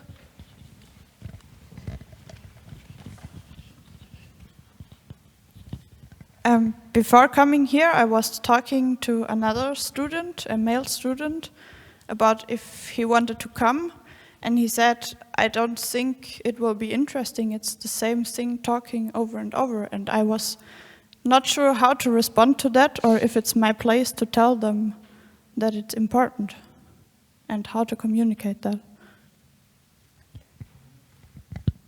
I have something to say about this. It's relevant for all of us. He might not think that it affects him because he has a lot of privilege, but feminism isn't intersectional, no matter what anybody says. And it affects every single one of us, also him. He would have gotten something out of this. Absolutely. He might have needed some time to sort of think about it, because the stuff we're talking about requires you to look at your own privilege, whatever that is, your own privilege, your lack of privilege, all of it. And we all have that. We all have intersections of that. So it is relevant to every single one of us. And that's that.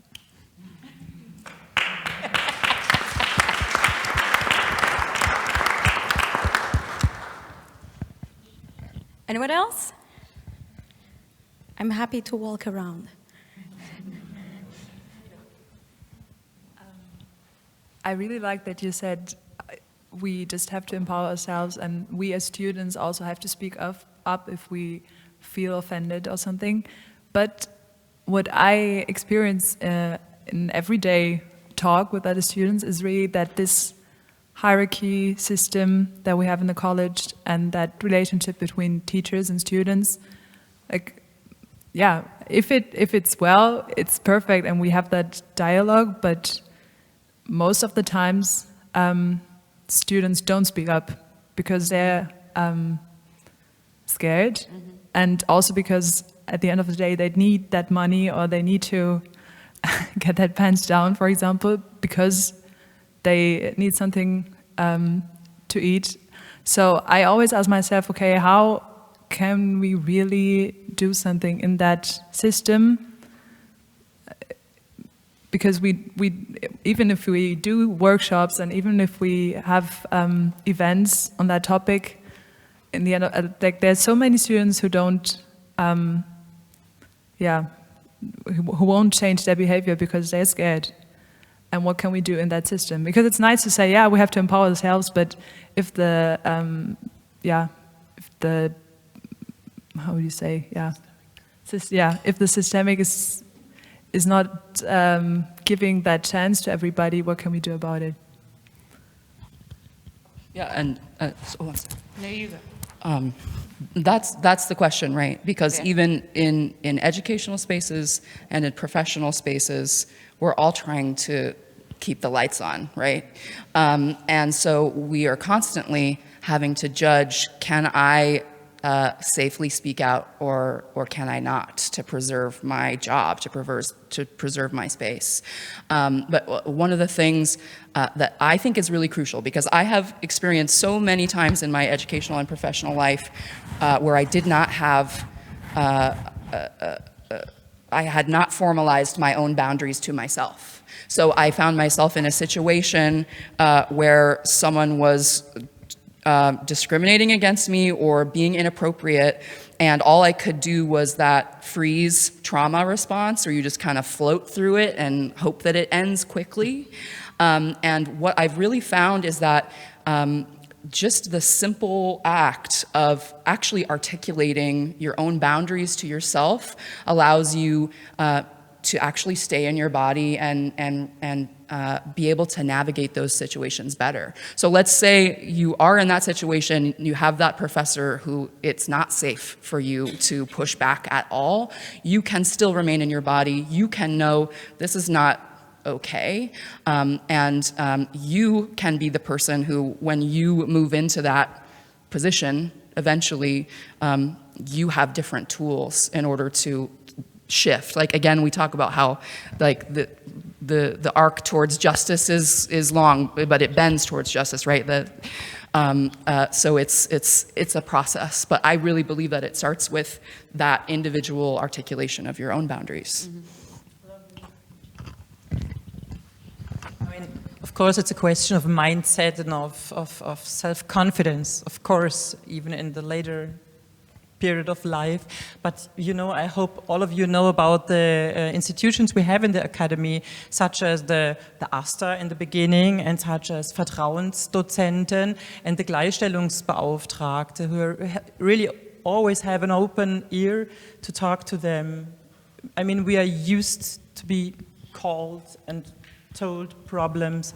I mean, there are several of ones, there are men, there are women, and please really make use of these institutions, and you can be really, you're safe. We are discreet, and we promise being discreet about some issues. If there are problems, I told about it, about mediation situations in between professors and students.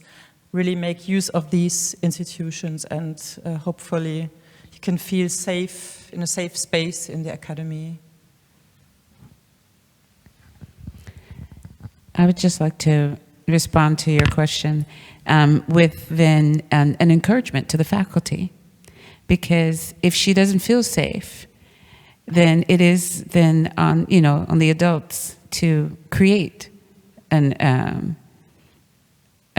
arena of safety for them, where they really feel like this is true. Like, where, I mean, all of us, at some point have experienced something where somebody said, honey, anything you need, whatever you need, darling. Yeah, and when you went and you needed it, they weren't even there, or you know what I mean?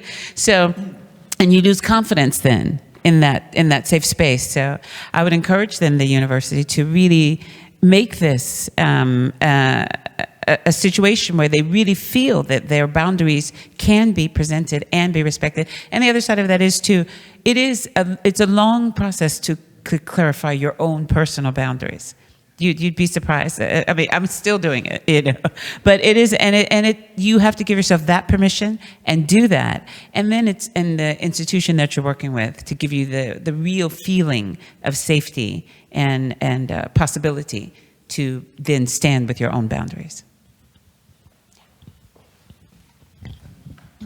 Auch noch eine ganz pragmatische Versuch einer Antwort. Wir haben in der Schauspielschule, ich weiß jetzt nicht, in welchem Studiengang Sie sind, also wie da die konkrete Situation ist. Bei uns in der Schauspielschule haben wir versucht, zum Beispiel einzuführen, dass Studierende, gerade wenn es um heikle Auswertungsgespräche geht, also Feedbackgespräche in meistens 1:1 Situationen, den Studierenden ganz dezidiert zu sagen, wenn ihr euch wohler fühlt, wenn ihr das schöner findet, wenn ihr das vielleicht auch einfach interessanter findet, in jedem Falle aber, wenn ihr euch sicherer fühlt, bringt jemand der Studierendenschaft mit in diese Gespräche. Geht nicht in Situationen, in denen ihr euch ungut fühlt, alleine in Unterrichte. Holt euch Verstärkung, auch sogar zu Einzelunterrichten. Spätestens dann gibt es eine Möglichkeit, leichter zu sprechen und man bringt sich selbst so ein bisschen aus der Schusslinie, aus der direkten Schusslinie. Und das machen unsere Studierenden mittlerweile relativ freihändig und geübt, sodass sich der jeweilige Lehrende auch dadurch nicht angegriffen fühlen muss. Manche tun es trotzdem, aber er muss es nicht. Also auch als Trick ein bisschen. Okay, we have another one.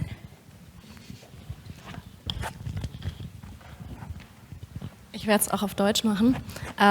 Auch zu dem Empowern und dem Ganzen. Wir hatten vor ein paar Tagen ein Gespräch. Ich hatte jetzt vor ein paar Wochen Corona und es ist immer noch irgendwie Stimme und es ist alles nicht so wirklich und hatte Vorsingen, also es kommen jetzt Vorsingen und ich hatte die ganze Zeit das Gefühl irgendwie, also es ist cool, aber ich will sie eigentlich nicht machen, weil ich nicht richtig gesund bin und hatte aber und ich denke, das geht nicht nur mir so, das Gefühl, ich muss Frau Sonntag gegenüber Rechenschaft ablegen oder Korrepetitoren und so weiter. Und ich hatte auch meinen Abschluss, der jetzt kommt und hatte Angst zu sagen, nein, ich glaube, es hat sich für mich nicht richtig angefühlt, das jetzt zu machen, den Abschluss, die Vorsingen und so weiter. Und hatte aber Angst, das zu äußern. Und dann habe ich mit Frau Sonntag gesprochen und Frau Sonntag hat gesagt, das ist nur in deinem Kopf. Das ist dein Ding und ich bin doch auch erleichtert, wenn es dir gut geht. Also wenn du das machst, was sich für dich richtig anfühlt. Und das hat mich, also jetzt heul ich, aber es hat sich so gut angefühlt und es war so ein gutes, es war so gut, wirklich. Ja. Und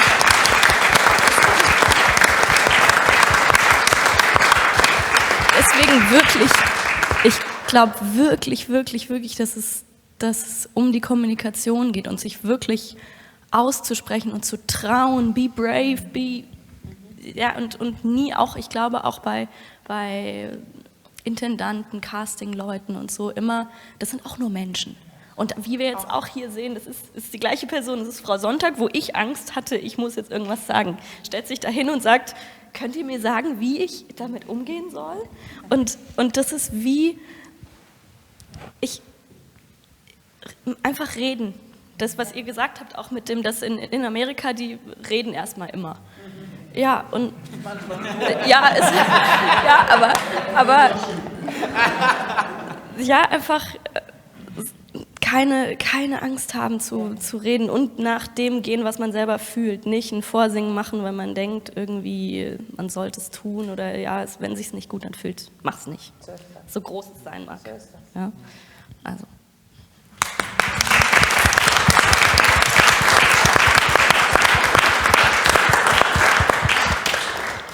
Yeah, first of all, thank you very much. I'm a pianist and piano pedagogue, so opera world is only in my heart from my brother. He's a big fan, and I'm also a fan.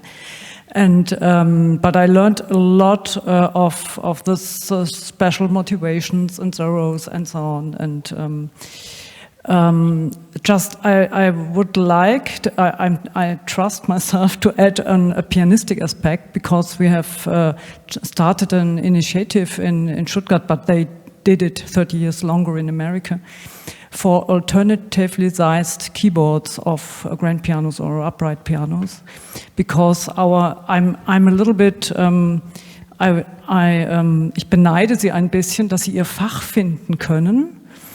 Also für ihre Stimme, für ihre Stimmbänder, für ihre Physiologie. Und that's not so much my original problem because I can play a tenth, but I meet so many men, women with smaller spans, not only smaller hands, but spans.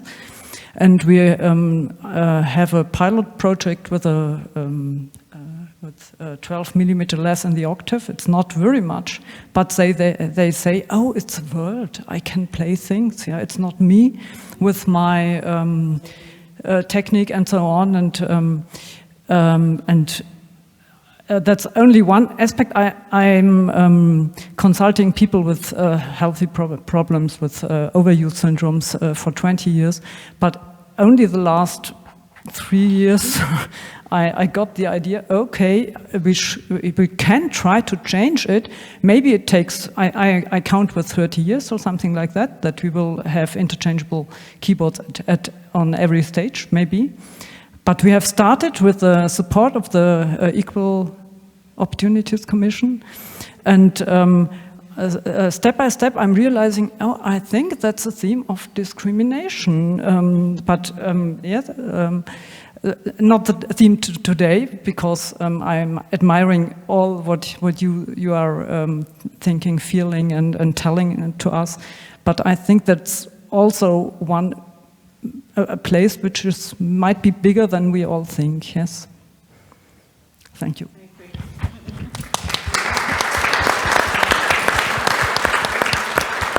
Okay, noch jemand?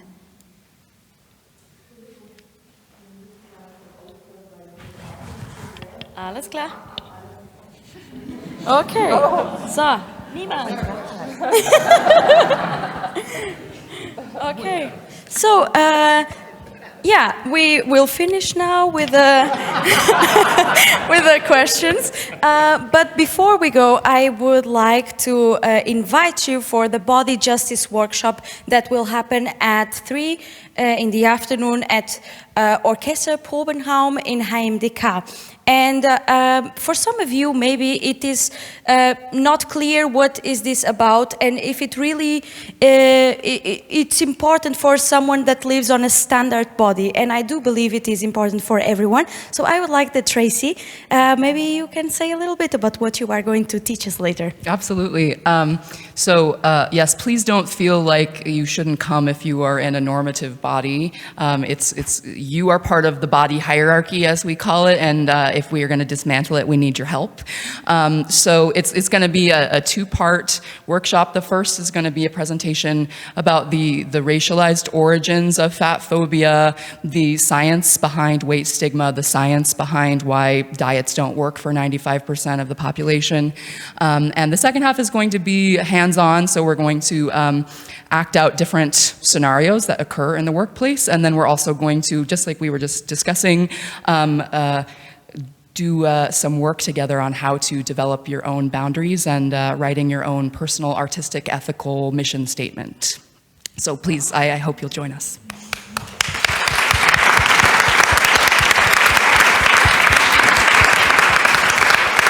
Thank you very much for coming, and we see you all very soon. Thank you, Andrea. Thank you, Andrea. Thank you.